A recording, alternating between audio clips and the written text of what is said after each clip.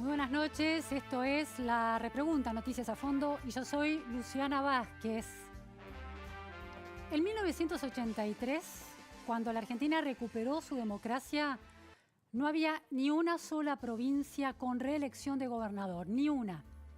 Hoy, 35 años después, 18 provincias tienen reelección por 1 o 2 mandatos y 3 provincias tienen reelección indefinida de sus gobernadores. Estas últimas son Santa Cruz, Catamarca y Formosa, 3 provincias, las 3 de tradición peronista.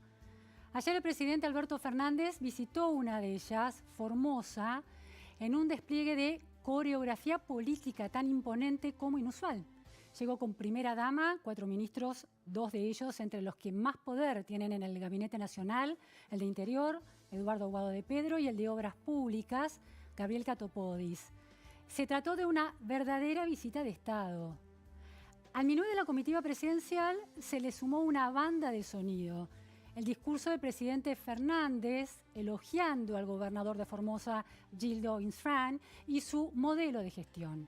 Dijo el presidente: Gildo es un buen gobernador, es uno de los mejores políticos y seres humanos. Su mayor ambición es que sus coprovincianos vivan cada día mejor. Es un buen político, por eso lo eligen siempre. En las últimas horas, por supuesto, circularon indicadores de todo tipo en relación a Formosa y dejaron en claro que se necesita mucho voluntarismo político para semejantes elogios. 2 de esos datos, primero, una pobreza del 41,6% en diciembre de 2019, último dato disponible del INDEC, muy por encima del 35,5% del promedio nacional.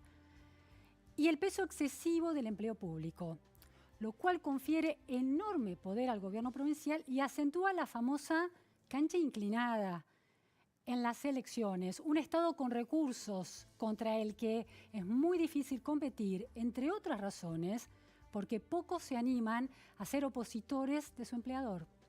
Con 25 años de Insfrán en el poder, la de Formosa no es una cancha inclinada, es una cancha en picada.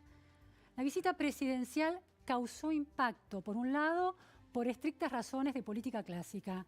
¿Por qué exhibir semejante apoyo a un gobernador cuya reelección indefinida, que ya que es casi eterna, ha causado más problemas que soluciones en la vida de los formoseños?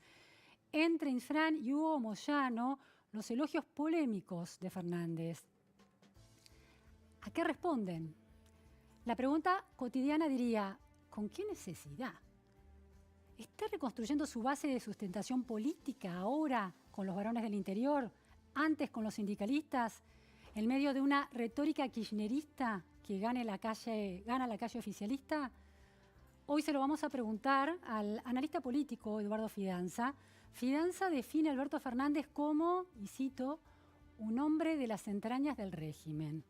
¿Está ahí la clave de su capacidad única de modular la palabra justa que cada quien necesita escuchar? Lo veremos con Fidanza. Quiero detenerme ahora en otra cuestión, inquietante y delicada. ¿Cuántas muertes está dispuesta a admitir o puede resistir la política? ¿Con cuántas y cuáles muertes está dispuesta a convivir? Pregunta delicadísima. En principio es una pregunta a este gobierno en particular, pero también al Estado en general, a ese momento culminante en que la política se vuelve naturaleza y pasa a organizar nuestras vidas y nuestras conversaciones sin que nos demos cuenta. La pregunta es pertinente. En medio de la pandemia, contar muertes por COVID-19 es un ritual lúgubre y diario de la sociedad y un dato clave para el gobierno. Y la política de gobierno es, en gran parte, hoy, política de gestión de la pandemia. Gestión de vida y de dolor, es decir, de fallecimientos. Desde el oficialismo quedó construido el marco conceptual de esa política a partir de la dicotomía básica que opone economía versus salud, con la economía reducida a sinónimo de interés egoísta y expoliador, en un extremo de la grieta, se reformuló como cuarentena o muerte. Con la misma lógica que la autodenominada postura provida en el debate por la legalización del aborto, uno de los polos de la grieta de la pandemia, los pro cuarentena, se atribuye a la defensa de la vida. Y aquellos que intentan introducir la variable económica, en este caso entendida como la necesidad de trabajar y generar trabajo para pagar las cuentas, quedan arrinconados por el estigma de la insensibilidad ante el riesgo de vida. La cuestión es, ¿de cuáles vidas habla la política? En ese sentido, quiero señalar 4 cuestiones.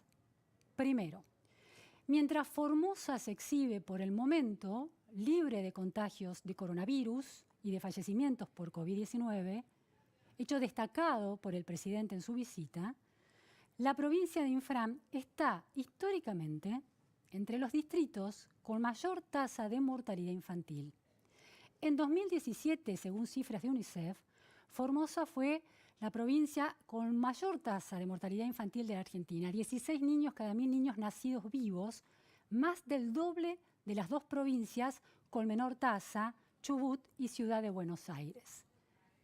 En ese mismo año, Formosa también tuvo la tasa de mortalidad materna más alta del país y superó en más de 30 veces la tasa de Ciudad de Buenos Aires, la más baja de Argentina.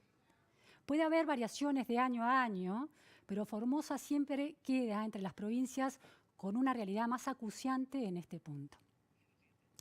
La pregunta se impone: ¿por qué ese drama endémico de Formosa, que se cobra vidas todos los años y desde hace décadas, no despierta un discurso político de cuidado del otro, activo y contundente, y por el contrario, queda borroneado detrás de los elogios presidenciales? La segunda cuestión que quiero plantear alcanza a la Argentina en general y repone grises al debate acerca de qué hace la política con el dolor. El dato es este. Entre enero y febrero de este año, mientras avanzaba la epidemia del coronavirus por el mundo, en Salta murieron 12 niños y niñas huichis en contexto de desnutrición. Hasta el momento en la Argentina, la pandemia no nos enfrenta al escándalo existencial que representa la muerte de un niño. La pandemia no, pero la pobreza sí. Cuando un gobernante y buena parte de la sociedad plantea que cada muerte será evitada, surge una pregunta. ¿Por qué ese objetivo imperioso no se impone en otros casos, con otras muertes? Ante la muerte de los chicos huichis, por ejemplo.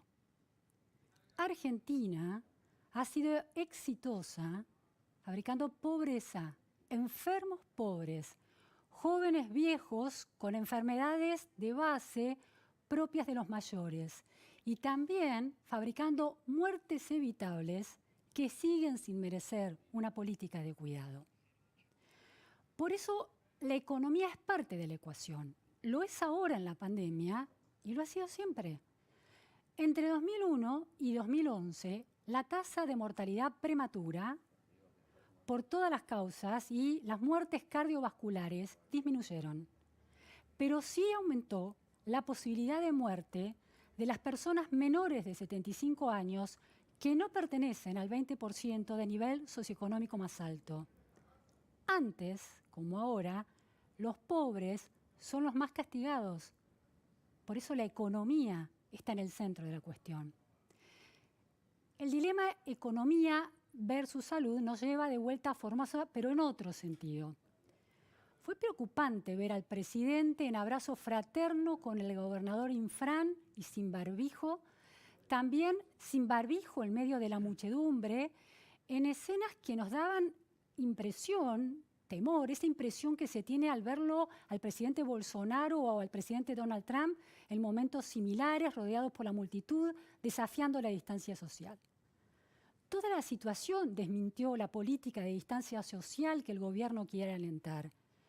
Que un territorio no registre todavía casos de coronavirus o de COVID-19 no lo exime de la nueva normalidad. que es la distancia social y el barbijo, la escena puso en riesgo la legitimidad oficial para exigir el confinamiento. Entre economía y salud, el presidente insiste contundente con el polo de la salud. Pero entre salud y política, la política terminó por imponerse en la visita a Formosa. Finalmente, una noticia de ayer jueves, que dice así: la pandemia del hambre, el nuevo peligro para América Latina. Esto lo advirtió el secretario general de Naciones Unidas, Antonio Guterres, y relacionó al COVID-19 con, textual, hambre y hambrunas de proporciones históricas. Esas declaraciones llegan en el momento adecuado a Argentina. Devuelven legitimidad a los dos términos de la grieta de la pandemia. Ya no es economía como la voluntad de lucro egoísta versus el sacrificio por salvar vidas humanas. Ahora el dilema enfrenta, por un lado, al dolor causado por el hambre, y por el otro, al dolor causado por el coronavirus. En ambos dolores, la economía cumple un rol. Lo vamos a hablar hoy con Gabriel Solano, que está aquí. Vamos a hablar de las villas, de la pobreza, de la libertad, del hambre y de la política en los sectores más vulnerables. Ahora que hay un dilema digerible, de alguna manera, uno en que los dos términos son legítimos, la economía y la salud, la cuarentena y su flexibilización, en la discusión sobre su flexibilización, la política tiene que hacer su trabajo, balancear los desafíos de la realidad. Parte del trabajo insalubre de la política, que en parte lo es, la política tiene algo de trabajo insalubre, es digerir el trago amargo de ese dilema. Lo viene haciendo desde siempre, lo vimos. El dolor está siempre presente y la política decide igual. Le toca hacerlo otra vez. Tiene que hacerlo cada vez mejor. Esa es la deuda con Argentina. Bueno, economía entonces, otras de las claves de este presente de pandemia. Cuán dañada saldrá la economía argentina y el horizonte de Venezuela, otra vez instalado en la discusión pública, ¿está Argentina en camino hacia ese destino, por lo menos en términos económicos? Ahora se lo vamos a preguntar ya al economista Juan Carlos de Pablo. Este es el tema.